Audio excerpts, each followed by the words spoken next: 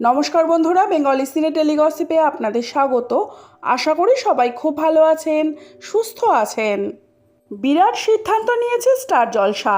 Slot হারা সিরিয়ালের বদলে রাত 9টার স্লটে দীর্ঘদিন ধরে এগিয়ে থাকা জল থই থই ভালোবাসা বন্ধ করছে চ্যানেল কর্তৃপক্ষ। এবার আপনাদের জন্য হরগৌরী পাইস হোটেল নিয়ে রয়েছে ধামাকা আপডেট। এই সিরিয়াল থেকে সরে দাঁড়াচ্ছেন শঙ্কর অর্থাৎ রাহুল মজুমদার। সেই খবর নিশ্চিত করেছেন অভিনেতা স্বয়ং। তারপর থেকেই সোশ্যাল মিডিয়ায় জোর জল্পনা, তাহলে কি হবে এই সিরিয়ালের ভবিষ্যৎ। 15 বছর এগিয়ে যাচ্ছে লিপ নিয়ে শঙ্কর ঐশানীর গল্প। লিপের পর সিরিয়ালে আর দেখা যাবে না শঙ্কর ঐশানীকে। তাদের মেয়ে ধৃতিকে নিয়ে এগোবে কাহিনী।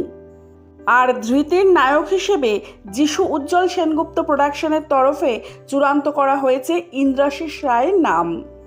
শঙ্কর ঐশানীর মেয়ের চরিত্রে অভিনয় করবেন ঐশানী অর্থাৎ শুভস্মিতা।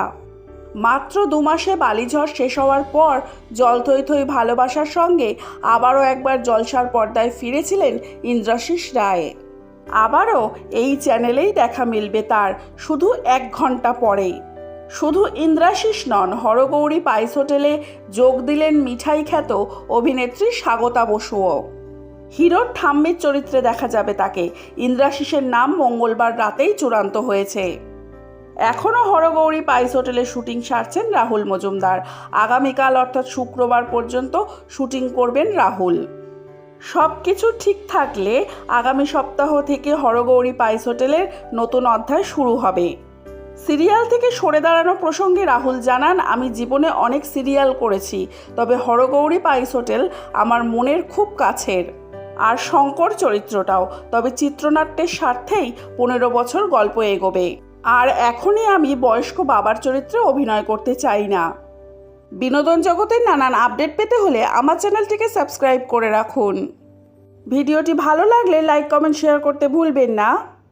আজকের ভিডিওটি এই পর্যন্ত। ভালো থাকবেন, সুস্থ থাকবেন। দেখা হবে পরবর্তী ভিডিওয়। ততক্ষণের জন্য টাটা।